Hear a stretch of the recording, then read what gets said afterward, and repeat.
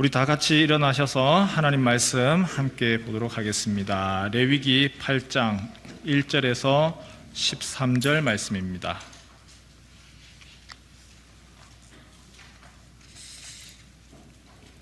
레위기 8장 1절에서 13절입니다.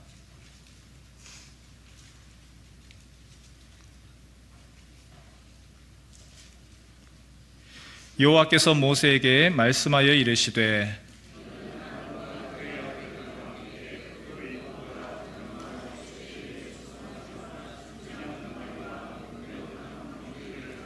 온 회중을 회막문에 모으라.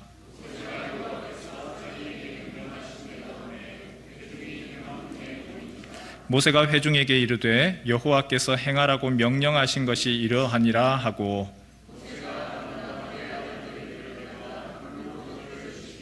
아론에게 속옷을 입히며 띠를 띄우고 겉옷을 입히며 에봇을 걸쳐 입히고 에봇에 장식띠를 띄워서 에봇을 몸에 메고 그의 머리에 관을 씌우고 그 관 위 전면에 금패를 붙이니 곧 거룩한 관이라. 여호와께서 모세에게 명령하신 것과 같았더라.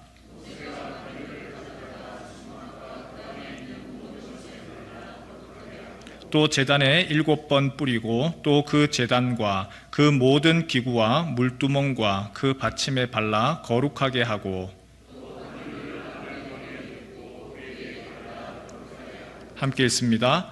모세가 또 아론의 아들들을 데려다가 그들에게 속옷을 입히고 띠를 띄우며 관을 씌웠으니 여호와께서 모세에게 명령하신 것과 같았더라.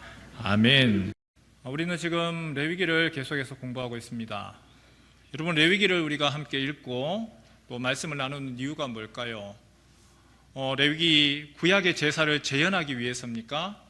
그렇지 않습니다. 예수 그리스도를 더 깊이 알기 위해서입니다. 예수님을 더 알기 위하여서 우리가 함께 레위기를 보고 그 레위기 과정을 통하여서 우리가 많이 들었습니다. 예수님을 향하여서 왜 세상 죄를 지고 가는 하나님의 어린 양이라고 얘기했는지, 그리고 예수님이 왜 대제사장 되시는지, 거기에 대해서는 레위기를 알지 못하고는 이해할 수가 없기 때문에 그렇지요. 히브리서 말씀을 한번 볼까요? 히브리서 19장에서 22장 말씀, 신약 성경이지요. 그러므로 형제자매 여러분, 우리는 예수의 피를 힘입어서 담대하게 지성소에 들어가게 되었습니다. 예수께서는 휘장을 뚫고 우리에게 새로운 살 길을 열어주셨습니다. 그런데 그 휘장은 곧 그의 육체입니다. 그리고 우리에게는 하나님의 집을 다스리시는 위대한 제사장이 계십니다. 그러니 우리는 확고한 믿음을 가지고 참된 마음으로 하나님께 나아갑시다. 우리는 마음에다 예수의 피를 뿌려서 죄책감에서 벗어나고 맑은 물로 몸을 깨끗이 씻었습니다. 위에 보시면 성막이 나오지요. 하나님이 모세에게 너가 성막을 만들어라. 하나님이 거하시는 곳, 그 성막 안에는 성소와 지성소라고 하는 두 곳으로 나뉘어집니다. 성소 아무나 들어갈 수 없습니다. 제사장만 들어갈 수 있습니다. 그리고 그 안에는 더 깊은 곳, 지성소라고 하여서 그것은 하나님이 계신다, 하나님의 제단이 있는 곳, 지성소지요. 그곳은 제사장도 들어갈 수 없습니다. 대제사장, 가장 큰 제사장 1년에 한 차례 들어갑니다. 그리고 그것을 가로막는, 하나님께 들어가는 길을 가로막는 휘장이 놓여 있습니다. 이 휘장이 아무나 들어갈 수 없도록 대제사장이 속죄의 죄를 해결하고 자신의 죄를 해결하고 백성들의 죄를 해결해야지만 들어갈 수 있는 바로 지성소가 휘장으로 나뉘어져 있습니다. 그런데 예수님께서는 뭐라고 이야기하시죠? 오늘 보니까 이 19절 말씀에 형제자매 여러분, 우리는 예수의 피를 힘입어서 담대하게 지성소에 들어가게 되었습니다. 대제사장만이 들어갈 수 있는 그곳에 하나님 앞에 하나님이 계시는 은혜의 보좌, 우리가 들어갈 수 있게 되었습니다. 어떻게 들어갑니까? 동물의 피가 아닙니다. 황소의 피가 아니고 염소의 피가 아니라 예수의 피를 힘입어서 우리가 지성소에 들어갈 수 있게 되었습니다. 그리고 예수께서 휘장을 뚫고 우리에게 새로운 살 길을 열어주셨습니다. 마가복음 15장 37절에서 38절, 예수께서 큰 소리를 지르시고 숨지시니라. 이에 성소 휘장이 위로부터 아래까지 찢어져 둘이 되니라. 계속해서 그 장면 띄워주실래요? 말씀에 나와 있지요. 예수님이 20절 말씀에 그런데 그 휘장 곧 그의 육체입니다. 예수님이 십자가에서 죽으실 때에 그의 몸이 찢어지듯이 하나님께로 나아갈 수 있는 죄를 해결하시고 예수님께서 휘장을 찢으셨습니다. 그래서 우리가 하나님께로 지성소로 하나님께로 나아갈 수 있는 길을 열어주셨습니다. 거룩한 지성소, 우리가 그 죄인이 하나님께 나아갑니까? 예수의 피를 힘입어서 바로 예수님이 우리를 위한 온전한 제물 되셔서 그래서 하나님께 나아갈 수 있는 지성소로 나아갈 수 있게 되었습니다. 예수의 보혈, 예수의 피 이야기하는 이유가 여기에 있지요. 그리고 예수님 21절에 보니까 우리에게는 하나님의 집을 다스리시는 위대한 제사장이 계십니다. 아론의 제사장이 아닙니다. 다른 제사장이 아니라 하나님의 제사장으로 온전한 제사장, 예수님이 제사장이십니다. 그분이 무엇을 하십니까?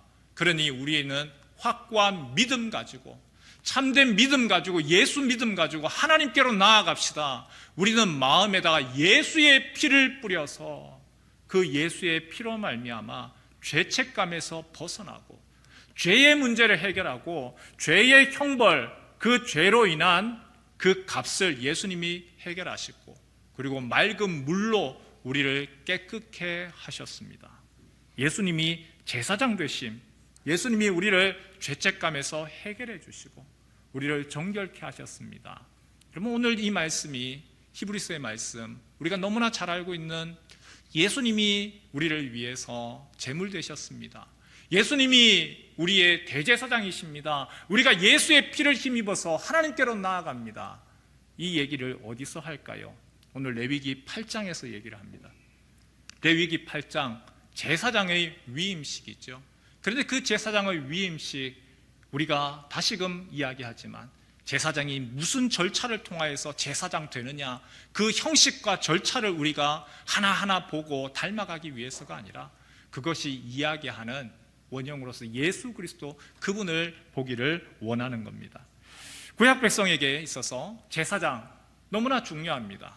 왜냐하면 제사장이 없으면 아무것도 할 수가 없거든요. 이제는 화면 넘기셔도 됩니다. 제사장이 없으면요 하나님께 나아갈 수가 없습니다. 여러분, 제사장이 없으면 자신의 죄를 해결할 수가 없습니다. 죄인은 하나님께로 나아갈 수가 없지요. 그래서 그 죄를 해결하는 중보자로서의 역할, 제사장이었습니다. 비록 그는 불완전합니다. 비록 그도 죄인입니다. 그러나 하나님께서 그의 백성들을 위한 선물로서 제사장을 통하여서 하나님께로 나아오도록, 하나님 앞에 간구하도록, 부르짖도록, 하나님의 은혜의 보좌 앞으로 나아올 수 있도록 세우신 선물과 같은 존재가 제사장입니다. 하나님이 모세에게 제사장을 세워라, 아론을 대제사장으로 세우고 그의 아들들을 제사장으로 세워라, 하나님이 명령하셨습니다. 그때에 하나님이 온 회중 제사장을 세울 때에 아론과 제사장 그 아들들만 몇 명 세워서 그렇게 의식을 행해라 하는 것이 아니고 온 회중들을 다 모아라, 그리고 보게 해라. 하나님이 이 제사장들을 세워서 너희를 위한 축복의 선물로서 주신 것이다, 보게 했습니다. 레위기 8장 1절에서 3절 말씀 한번 볼까요? 여호와께서 모세에게 말씀하여 이르시되 너는 아론과 그의 아들들과 함께 그 의복과 관유와 속죄제의 수송아지와 순양 2마리와 무교병 한 광주리를 가지고 온 회중을 회막문 앞에 모으라. 모든 백성들이 있는 데서. 그래서 그 위임식을 해라. 그리고 임직식을 해라. 교회에서도 한 번씩 담임 목사님을 세울 때 위임식을 하지요. 장로님, 권사님, 집사님을 세울 때 임직식을 합니다. 다른 게 아닙니다. 같은 겁니다. 그때에 온 교회 성도들이 함께 모여서 하나님이 여러분을 향한 선물입니다. 받아들이는 거죠. 그래서 잔치의 날입니다. 축복의 날입니다. 제사장이 자신을 위한 제사장이 아니고 백성들을 위한 제사장입니다. 제사장은 하나님과 사람들 가운데 서서 사람들을 하나님께로 나아올 수 있게 하고 죄를 해결해 주는 중보자의 역할을 합니다. 백성들을 위하여서 간구합니다. 제사장 장차 오실 바로 예수님의 모습을 보여주는 모형인 거죠. 디모데전서 2장 5절에도 나와 있죠. 예수님 어떤 분이십니까? 예수님은 하나님과 우리 사이에 참된 제사장이시고 중보자십니다. 우리 같이 한번 읽을까요? 시작. 하나님은 한 분이시요 또 하나님과 사람 사이의 중보자도 한 분이시니 곧 사람이신 그리스도 예수라. 하나님과 사람 사이에서 중간에서 연결해 주시는 참된 중보자라. 구약의 제사장은 제한적이었습니다. 그러나 예수님 모든 사람을 위한 완전한 중보자라. 하나님께로 온전히 이끌고 나가시는 중보자라고 말씀하지요. 구약 성경에 보니까 오늘 레위기서에 제사장을 세웁니다. 백성들을 위한 제사장, 하나님께로 나아가기 위한 통로로서의 제사장, 너무나 중요하지요. 5가지의 총 과정이 있습니다. 첫 번째 과정 한번 볼까요? 함께 읽지요. 시작. 물로 씻깁니다. 제사장은요, 그도 죄인입니다. 그래서 물로 씻깁니다. 하나님의 직분을 감당을 할 때에, 하나님의 일을 감당을 할 때에 먼저 자신을 정결케 하고 깨끗하게 해야 되는 것이죠. 두 번째 한번 읽을까요? 시작. 옷을 입힙니다. 7절에 보니까 모세가 제사장의 옷을 입힙니다. 속옷을 입히고 띠와 겉옷과 에봇과 흉패와 관과 금패, 제사장이 입는 거룩한 옷을 입힙니다. 그림으로 한번 볼까요? 제사장의 옷, 이런 모습입니다. 정기 재직회는 아닙니다. 네. 대제사장이 입는 옷, 제사장과 대제사장은 옷이 또 달라요. 훨씬 더 화려하고 아름답습니다. 하나님의 영광을 드러내기 위한 옷이죠. 군인이 군복을 입어요. 법관이 법복을 입어요. 그리고 의사가 가운을 입습니다. 그 옷을 입을 때에 한 개인을 넘어서서 그 사람의 직무, 그 사람이 하는 일들, 그것을 드러내는 것이죠. 제사장이 준비된 예복을 입을 때에 하나님의 영광과 위엄을 드러냅니다. 사람들이 하나님의 영광스러움을 알 수 없기 때문에 제사장을 통하여서 그 영광스러움을 보게 하는 것이고, 제사장이 그 명예와 존귀, 영광 얼마나 값진 것인지 그 옷을 입을 때마다 다시금 자신의 마음을 추스리는 겁니다. 세 번째 한번 볼까요? 그 다음 과정, 옷을 입힌 후에 그것이 끝이 아니죠. 그 다음에 무엇을 하죠? 기름을 붓습니다. 기름을 붓습니다. 10절에서 12절에 보니까 모세가 관유를 가져다가 성막과 그 안에 있는 모든 것에 발라 거룩하게 하고, 또 제단에 7번 뿌리고, 또 그 제단과 그 모든 기구와 물두멍과 그 받침에 발라 거룩하게 하고, 또 관유를 아론의 머리에 붓고 그에게 발라 거룩하게 하고. 반복되는 단어들이 있습니다. 관유를 부어서 무엇을 하지요? 거룩하게 합니다. 관유를 부어서 성막에 있는 모든 기구들을 거룩하게 하고, 그리고 그 관유를 어디에다가 붓느냐? 아론의 머리에, 대제사장의 머리에 기름을 붓습니다. 우리가 안수한다 할 때 바로 이런 의미죠. 성령께서 기름 부으신다. 그런데 시편 133편 우리가 잘 알고 있는 말씀이 있어요. 보라, 형제가 연합하여 동거함이 어찌 그리 선하고 아름다운고, 머리에 있는 보배로운 기름이 수염 곧 아론의 수염에 흘러서 그의 옷깃까지 내림 같고, 헐몬의 이슬이 시온의 산들의 내림 같도다. 거기서 여호와께서 복을 명령하셨나니 곧 영생이로다. 아론이 중동 지역에 보면 수염을 이렇게 기르고 있지요. 위에서부터, 머리에서부터 기름을 부으면 그 기름이 관유가 쭉 타고 흐릅니다. 그러면 그 턱수염에 기름이 쭉 흘러내려서 이슬이 방울방울 맺히는 것처럼, 마치 시편 133편의 헐몬의 이슬, 바로 그 이슬이 맺히는 것처럼 방울방울 맺히고 그것이 흘러내립니다. 그리고 쭉 흘러내려서 적시는데 어깨, 특히 이 제사장의 가슴에 흉패가 있습니다. 12지파 보석이 있습니다. 그 보석 위에까지 기름이 쭉 흘러내리는 거예요. 하나의 그림입니다. 하나님의 축복이 제사장으로부터 시작해서 위로부터 흘러내려서 모든 하나님의 백성들에게 흘러갑니다. 단순하게 대제사장을 세워서 대제사장에게 기름 부었습니다, 깨끗하게 했습니다만 의미가 아니라 그 대제사장으로부터 시작하여서 되어질 또 은혜 받을 하나님의 백성들을 위한 축복의 시간인 거죠. 그리고 무엇을 할까요? 기름 부음이 끝났다가 아니고 그 다음에 해야 될 네 번째가 있습니다. 같이 읽을까요? 시작. 제사장을 위해 제사를 드립니다. 제사장은 불완전한 존재입니다. 아론도 불완전한 존재입니다. 그래서 하나님 앞에 나아가서 속죄의 역할, 중보자로서의 역할을 하기 전에 그도 죄인이기 때문에 모세가 아론과 그의 아들들을 위하여서 먼저 속죄 제사를 합니다. 속죄제를 하고 번제를 하고 그리고 화목제, 우리가 앞에서 보았던 그 제사들을 하나씩 하나씩 행해 나갑니다. 그리고 특별한 예식을 합니다. 순양, 특히 위임식을 위하여서 순양을 잡아서 그 피를 제단 사방 귀퉁이에 바르고 그리고 아론과 아들들을 오라고 해서 그 피를 바릅니다. 어디에다가 바를까요? 먼저는 여기 오른쪽 귓뿌리에다가 피를 바릅니다. 오른쪽 엄지손가락에 피를 바릅니다. 그리고 오른쪽 발가락, 엄지발가락에다가 피를 바릅니다. 제사장 무엇을 해야 되지요? 하나님의 말씀을 들어야 되는 거예요. 하나님의 손으로서 주님이 주시는 이 손으로 거룩한 일을 수행하라고, 하나님이 주신 이 땅에서, 거룩한 땅에서 그 역할들을 감당하라고, 그런 의미를 가지고 있죠. 그리고 마지막으로 제사장이 7일 동안 성소에 머물러야 합니다. 제사장이 위임식이 끝났다고 끝이 아니고 하나님의 일을 감당하기 전에 해야 될 것이 있어요. 성소 안에 머물러야 합니다.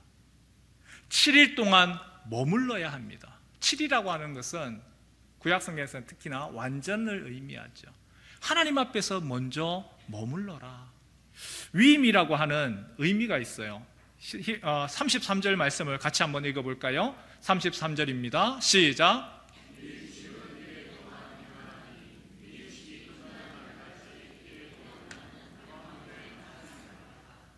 33절에 위임이라고 이야기를 했습니다. 히브리어로는요, 이 위임이라고 하는 단어가 밀루임이라고 하는 단어입니다. 채움이라고 하는 뜻입니다. 우리가 담임 목사님 청빙할 때에는 위임식이라고 하고, 또 교회에서 장로, 집사, 권산, 임직이라고 얘기를 하지요. 때로는 목자들 임명합니다라고 하기도 합니다. 그런데 그 단어는 사실은 다 똑같은 단어입니다. 밀루힘, 위임이라, 채움이라. 다르게 얘기하면 손을 채우는 겁니다. 7일 동안 무엇을 해야 될까요? 모든 예식을 마쳤다고 이제 나아가서 일해라가 아니고 일보다 중요한 것이 있어요. 7일 동안 채우는 겁니다. 그 손을 채우는 겁니다. 하나님께서 주시는 그 은혜를 채우는 겁니다. 하나님 앞에 간구하고 기도하면서 채우는 겁니다. 주님, 내가 순종으로서 주님 앞에 나아가겠습니다. 순종을 채우는 겁니다. 겸손을 채우는 거죠. 다른 어떤 것보다 주님 앞에서 내가 성령으로 말미암아 감당하겠습니다. 채우는 겁니다. 레위기 8장 33절 말씀을 다시 한번 번역으로 한번 볼까요? 우리 같이 한번 읽을까요? 시작. 그가 7일 안에 너희 손을 채울 것이니 너희 손을 채우는 채움의 날까지 너희는 7일 동안은 회막에서 나가지 말라. 하나님의 일은 임명받았다고 할 수 있는 게 아니에요. 하나님의 일은 내 능력으로 하는 것이 아니에요. 주님의 일을 감당해서 아무리 임직식을 하고 위임식을 하고 임명을 받아도 주님께서 주시는 채움이 없이는 내 힘과 내 능력으로 해서는 되는 것이 아니고, 주님 나에게 성령으로 채워주시고, 주님 나를 거룩으로 채워주시고, 나를 하나님으로 채워주옵소서. 그렇지 아니하면, 순종으로 채워지지 아니하면 자신의 또한 욕심으로, 자신이 드러내고자 하는 그 마음으로 잘못되어지기 때문에 7일 동안 채워라, 그 기다림의 시간을 제사장에게 요구하는 것이죠. 예수님의 모습, 대제사장의 모습, 바로 오늘 이 모습이 예수님에게서 그대로 드러나고 나타납니다. 히브리서 기자가 뭐라고 이야기하느냐? 예수님은 대제사장이십니다. 예수님은 큰 제사장이십니다. 예수님은 불완한 제사장이 아니라, 아론과 같은 불완전한 제사장이 아니라 완전한 제사장이십니다. 우리를 위해서 모든 사람을 위한 대속물로 제물 되셨습니다. 우리를 위하여서 제물이 되시고 피를 흘리셨고, 그래서 예수의 피를 의지하여서 우리가 나아갈 수 있습니다. 바울도 그렇게 이야기하지요. 우리 디모데전서 2장 5절 6절 같이 한번 읽어볼까요? 시작. 하나님은 한 분이시요 또 하나님과 사람 사이의 중보자도 한 분이시니 곧 사람이신 그리스도 예수라. 그가 모든 사람을 위하여 자기를 대속물로 주셨으니 기약이 이르러 주신 증거니라. 다른 중보자가 없이 이제는 예수님이 온전한 제사장 되셔서 하나님과 우리 사이에, 사람 사이에 온전한 중보자시고 예수님이 우리를 하나님께로 인도해 나가십니다. 예수님이 요단강에서 세례를 받으시고, 그리고 세례를 받고 물에서 일어날 때에 성령이 하늘로부터 비둘기같이 내립니다. 그리고 하늘에서 소리가 들립니다. 이는 내 사랑하는 아들이요 내 기뻐하는 자라. 많은 학자들이 예수님이 대제사장입니다, 이 예수님이 대제사장임을, 그 위임식이 바로 이 장면이다, 예수님이 세례 받으시는 장면하고 같다.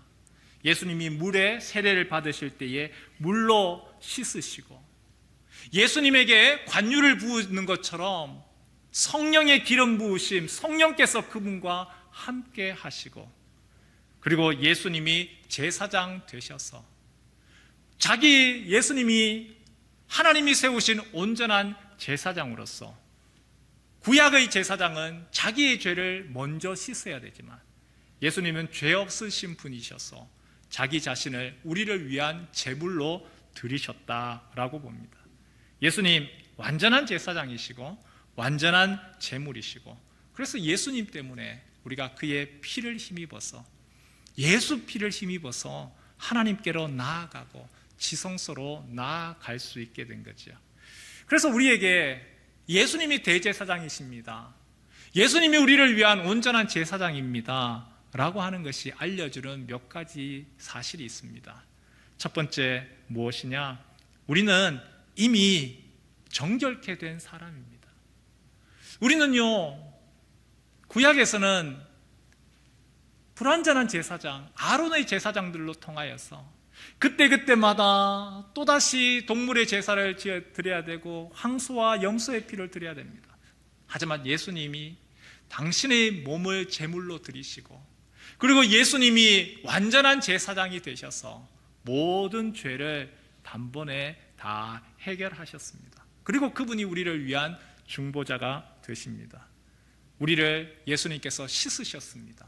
씻으시고 너희는 이제 예수의 피로 말미암아 정결케 된 자라.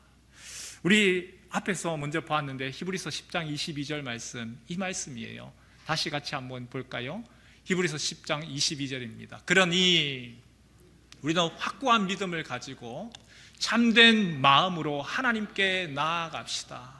우리는 마음에다 예수의 피를 뿌려서 죄책감에서 벗어나고 맑은 물로 몸을 깨끗이 씻었습니다. 예수님의 그 피로 말미암아 우리에게 더 이상 그 죄책감 벗어버리고 예수님이 우리를 맑은 물로 깨끗이 씻었습니다. 죄가 하나님과 우리 사이를 가로막습니다. 죄가 하나님과 우리 사이에 그 은혜를 단절시킵니다. 하지만 예수님이 그 죄를 다 지시고 속죄 온전한 제사를 지내시고 그 죄를 해결하셨습니다. 그 죄 때문에 하나님이 우리에게서 얼굴을 돌리셔서 우리가 간구하고 기도해도 듣지 않으시는 것을 예수님께서 그 죄를 다 해결하시고 이제는 우리가 하나님 앞으로 예수의 피를 힘입어서 지성소에 들어갈 수 있게 하셨습니다. 예수님의 그 피를 우리의 귀에 그리고 우리의 손에 그리고 우리의 발에 바르고 예수님께서 우리의 죄를 해결하셨지요. 하나님이 그 예수의 피를 바른 우리를 향하여서 무엇이라고 이야기하시는가? 히브리서 8장 12절 말씀 같이 한번 읽을까요? 시작.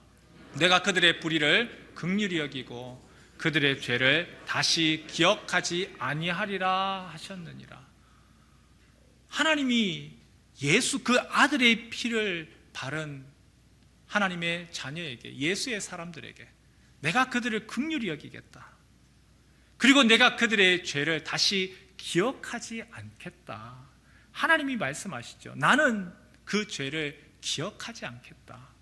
성도는 어떤 사람이냐 하면 예수 그리스도 때문에 나의 공로가 아니라 예수님이 나의 죄를 대신하여서 십자가에서 죽으시고 그래서 용서받은 사람입니다.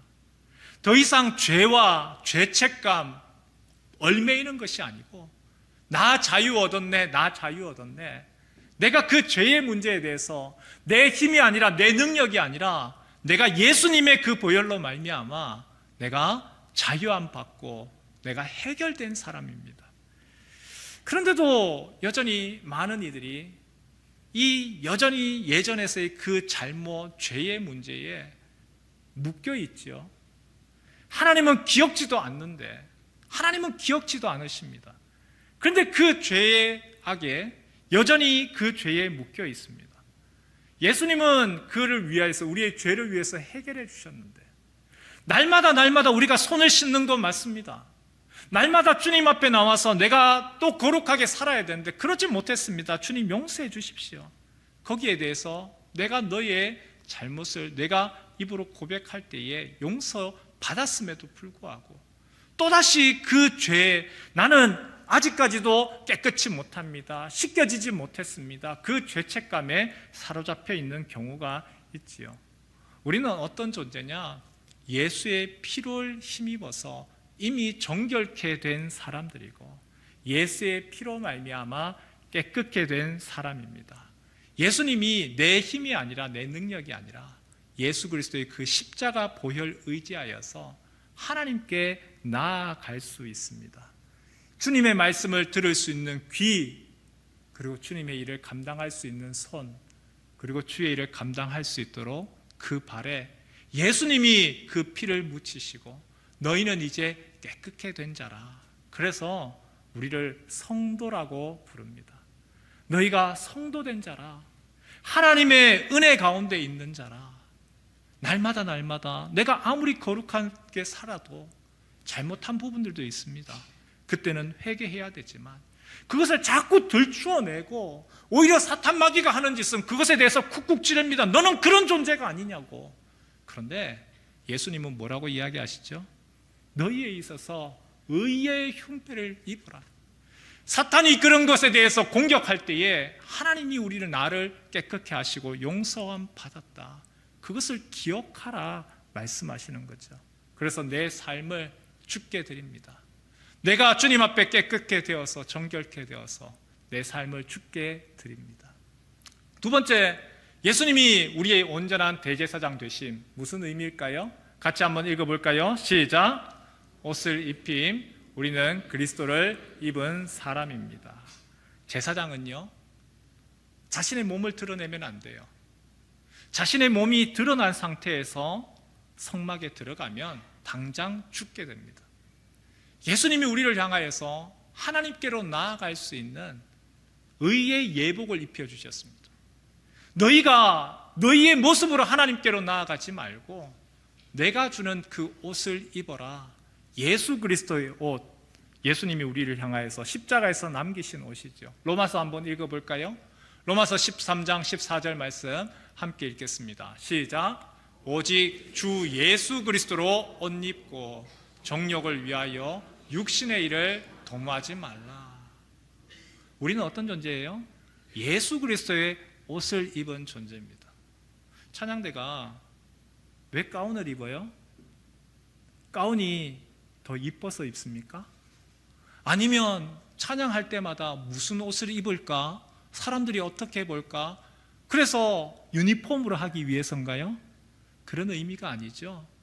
그것을 덮기 위해서죠. 우리 자신은 덮어버리고 나를 드러내는 것이 아니라 내가 주님만을 드러내기를 원합니다. 그래서 덮는 겁니다. 예수님이 우리에게 무엇을 해주십니까? 이제는 내 옷을 입어라. 갈라디아서 3장 27절 말씀도 같이 한번 읽을까요? 시작. 누구든지 그리스도와 합하기 위하여 세례를 받은 자는 그리스도로 옷 입었느니라. 예수의 옷을 입습니다. 우리는 예수의 옷을 입습니다. 그러면 우리가 예수의 옷을 입은 사람으로서 주님, 이 옷을 입고 내가 거룩의 옷을 입고 함부로 내가 아무 때 곳에서나 뒹굴어서 안 되잖아요. 깨끗한 옷을 입고 거룩한 옷을 입고 가운을 입고 내 입이 욕하고 거짓해서는 안 되잖아요. 주님, 나는 주님이 주시는 예수의 입은 옷을 입은 사람입니다. 주님, 내가 이 옷을 아름답게 하기를 원합니다. 우리에게 주님이 원하시는 거, 그 그리스도의 옷을 입은 사람으로서 그 옷에 맞게 살기를 기대하시죠. 세 번째 한번 볼까요? 예수님이 대제사장이십니다. 그것이 우리에게 어떤 의미가 있습니까? 같이 한번 읽을까요? 시작. 지성소로 들어감, 하나님께로 나아갈 길이 열렸습니다. 히브리서 10장 19절에서 20절 이렇게 얘기하죠. 그러므로 형제 자매 여러분, 우리는 예수의 피를 힘입어서 담대하게 지성소에 들어가게 되었습니다. 예수께서는 휘장을 뚫고 우리에게 새로운 살 길을 열어주셨습니다. 특별한 특권을 받았지요. 예수의 피를 힘입어서 대제사장만이 들어갈 수 있는 그 지성소에 이제는 우리가 예수님의 옷을 입고 예수님이 우리를 위해서 주신 제사장으로서의 옷을 입고 이제는 하나님의 은혜의 지성소, 그곳에 들어갈 수 있습니다. 더 이상 사람 제사장을 통해서가 아니고 신부를 통해서, 사제를 통해서, 목사를 통해서가 아니고 내가 예수의 피를 힘입어서 은혜의 보좌 앞에 나아갈 수가 있습니다. 여러분, 우리에게 기도의 특권이 주어졌습니다. 예수 그리스도께서 십자가에서 죽으시면서 너희에게 이제 이런 특별한 권한을 주겠다. 너희가 지금까지는 내 이름으로 구하지 아니하였으나 이제는 구하라. 그리하면 들으리라. 우리에게 하나님께로 나아가서 간구할 수 있는 기도의 특권을 우리에게 주셨습니다. 하나님과 함께 동행하는, 내가 너희와 함께 하리라, 하나님과 동행하는 축복을 주셨습니다. 주일에 교회에서만 하나님을 찾는 것이 아니라 우리의 일터, 우리의 가정, 우리의 삶의 모든 자리 가운데서 내가 너와 함께 하리라, 하나님이 함께 하시는 은혜가 주어졌습니다. 사랑하는 성도 여러분, 구약시대에는 제사장이 반드시 있어야 됩니다. 제사장이 필요했습니다. 그런데 이제는 예수님이 온전한 대제사장 되셔서 예수 그리스도께서 이 땅에 오셔서 그분께서 하나님께로 우리가 나아갈 수 있도록 휘장을 찢으시고 그분이 우리의 죄를 씻으시고 그리고 그분이 우리에게 새 옷을 입히시고 정결케 하셨습니다. 그래서 이제 우리가 하나님을 더 이상 두려워하는 것이 아니고 하나님을 향하여서 아바, 아버지라, 아빠라고 부르면서 우리가 간구하고 기도하고 담대히 하나님께로 나아갈 수 있게 되었습니다. 머뭇거릴 것이 아니고 우리가 두려워할 것이 아니라 은혜의 보좌 앞으로 나아갈 수 있는 것이죠. 특별히 우리 성도들에게 부탁드립니다. 여러분, 이 은혜를 여러분께서 이 특권을 누리시기를 축원합니다. 하나님이 우리에게 기대하시는 것은 내가 너희의 소리를 듣기를 원하고, 이전에는 그 죄악으로 인하여서 내가 너희에게서 얼굴을 돌렸지만 이제는 내가 너희의 간구를 듣기를 원하고 내가 너희와 함께 하기를 원하고, 그리고 그 기도 가운데 응답하기를 원하시는데 우리가 기도하지 아니하고 우리가 성령의 충만함을 추구하지 아니하고 주님, 내가 주님 앞에 간구하고 부르짖는 것이 없이 하나님이 우리에게 주시는 축복을 누릴 수가 없는 것이죠. 기도의 자리로 나아가고 날마다 예배의 자리로 나아가고 순종의 자리로 나아가는 성도 되시길 축원합니다. 예수 그리스도께서 지금도 하늘 성소에서 우리를 위해서 기도하고 간구하고 계십니다. 인자에 온 것은 섬김을 받으려 함이 아니라 오히려 섬기려 함이라. 예수님이 이 땅 가운데 오셔서 섬기는 것뿐만이 아니고 지금도 우리를 위하여서 섬기십니다. 지금도 우리를 위하여서 하나님 우편에서 간구하고 그리고 우리를 위하여서 도우십니다. 이번 한 주간도 예수 그리스도의 그 은혜를 힘입어서 담대히 하나님께 나아가고 내 능력, 내 힘이 아니라 그 예수의 피를 의지하여서 하나님과 깊이 교제하는 그런 성도들 되시길 주님의 이름으로 축원합니다.